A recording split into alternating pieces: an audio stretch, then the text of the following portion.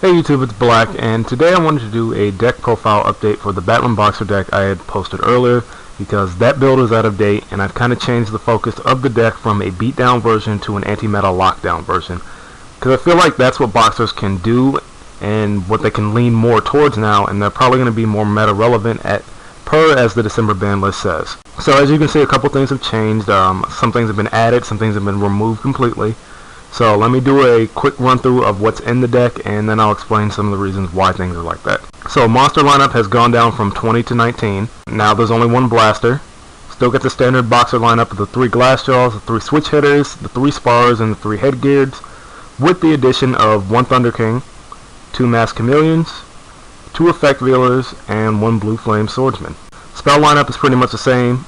Still get the 1 Rhoda, the 2 Battlin boxer spirits, the 1 Foolish Burial, 2 MSTs, 1 Book of Moon, 2 Forbidden Lances, with 2 Kaiser Coliseums and 2 Savage Coliseums.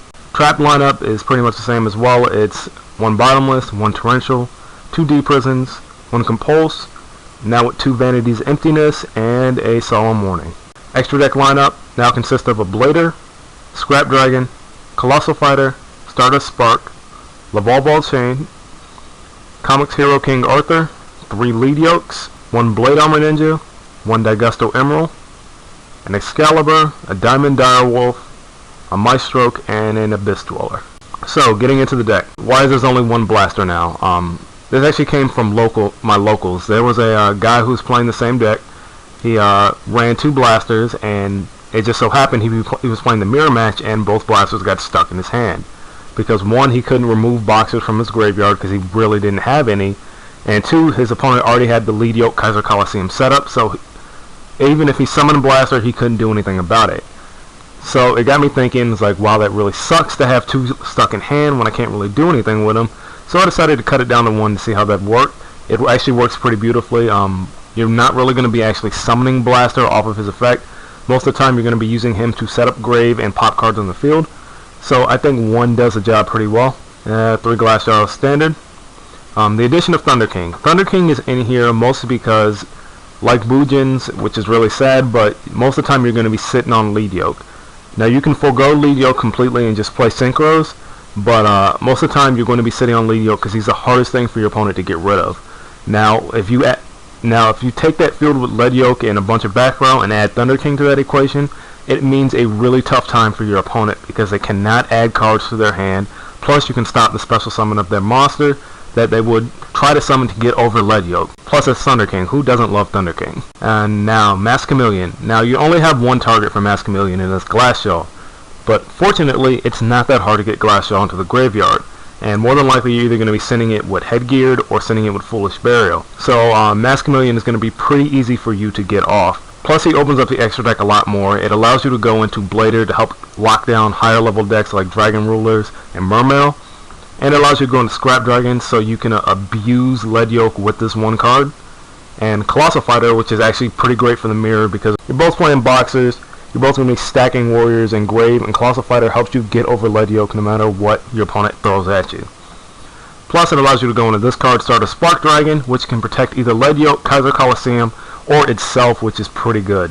So yeah, Masked Chameleon's great. I don't think you need more than 2. If you're going for a pure Synchro build, go for 3. Otherwise, 1 or 2 is fine. And if you need to, you can, instead of playing Comics Hero King Arthur, you can actually play King of the Feral Imps to get this card faster to your hand. I just like Comic Hero King Arthur a whole lot better. Still got the 3 switch hitters and 3 spars and 3 headgears. The addition of Effect Veiler over Breakthrough Skill now. Breakthrough Skill is a really, really good card. I love Breakthrough Skill, but sometimes hand traps are needed to scare your opponent. Because now this version of this deck, your back row handles a lot of the work. So it's pretty nice to have a backup in case your back row fails. And for the mirror match, Effect Veiler is great because if you Veiler or Lead Yoke, it loses any attack boost it would have gained. So yeah, it's pretty cool. Blue Flame Swordsman. This deck really was lacking in a monster count or a decent monster count because the only really good boxers are these 4 cards. So Blue Flame Swordsman allows you to revive a boxer if you need to, plus he has 1800 attack, can protect 1 by lowering his own attack, and it's just another good warrior to have in this deck. Do I think you need more than one? No. And if you need to, you can take out this card and put in something else if you want. Rota is self-explanatory because you play a hell of a lot of warriors. You don't want to play 3 Burning Boxer Spirits because it really sucks to draw 3 of these cards and you can't do anything with them. Otherwise, oh yeah, and going back to Blue Flame Swordsman for a second, if you want to swap this card out, another great card to swap it out for is Summoner Monk, because Summoner Monk can basically pull out this entire deck, which is actually pretty great.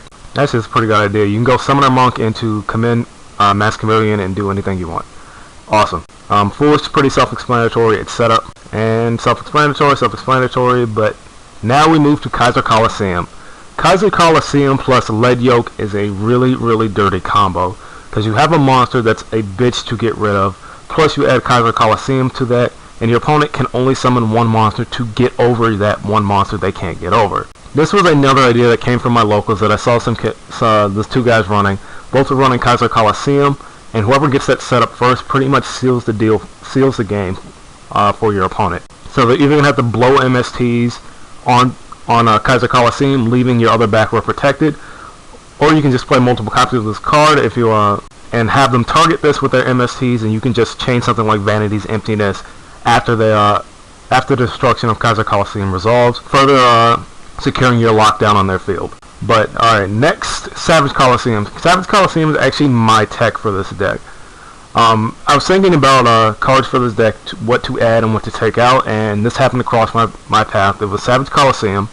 I think it comes from Crossroads of Chaos, and its effect is, if a monster attacks, its controller gains 300 life points at the end of the damage step.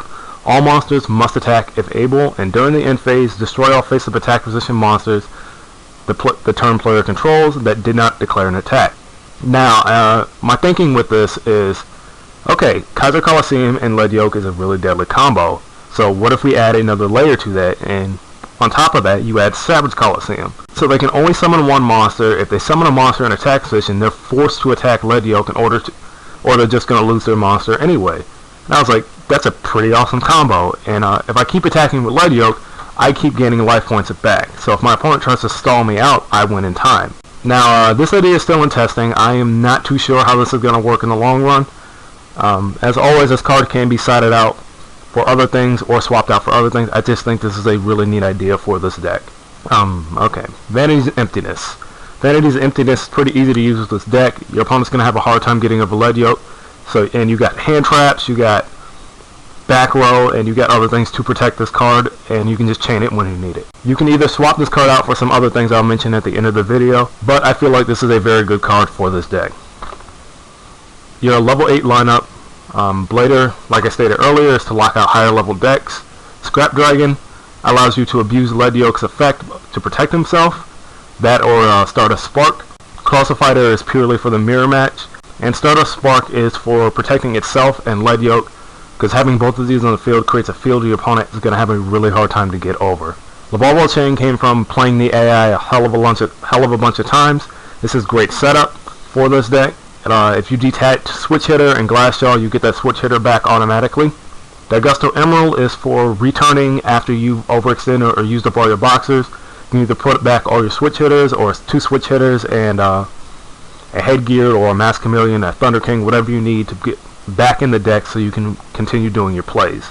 Diamond Direwolf's in here purely just so he can get rid of things, because he's a very good rank 4. This will probably be replaced with a Noble Swarm Beelzebub or a Shark Knight when those things come out, but this is a post Shadow Spectres build, not post Legacy of the Valiant build. And these two because they're just very good cards. Now, some things you can actually add to this deck and some things I actually was considering. You can play Trapstun to make sure your plays go off, and Trapstun's a good card in its own right. You can play Forceback for decks that are dependent on their normal summon to get their plays off. The Mirror Match, this card is amazing because boxers really can't do anything without their normal summon. And Breakthrough Skill. Breakthrough Skill has been moved from main to side because it's pretty great. Once again, this card is great for the Mirror Match. If your opponent tries to butt heads with Lead Yokes, you just Breakthrough Skill theirs, they lose your Lead Yoke, and yours gets an attack boost. Now, if you don't want to play any other types other than Warriors, you can opt out of it completely and just play Rivalry of the Warlords to lock out your opponent and keep your field dominant. But you're gonna have to only play a pure Warrior build in order to get this off successfully, or you could just play Goza's Match too. The other thing I said you could add was, yeah, Summoner Monk. Summoner Monk is actually pretty great for this deck. You can ditch dead spells you don't need, like a multiple in this build, multiple copies of Kaiser Coliseum, or a Dead Burning Boxer Spirit if you choose to run 3. But yeah, that's pretty much this deck. It's a lot better than the other one I posted up earlier, because it has a little bit more thought and there's a lot more things going on with this deck that you can actually do with it now. So let me know what you guys think of this version. If you want to test it out, feel free to go ahead and do so. If you want to make changes, let me know what works, let me know what doesn't. Just let me know and we'll talk about it from there. But as always, thank you all for watching, stay black, and I will see you next time.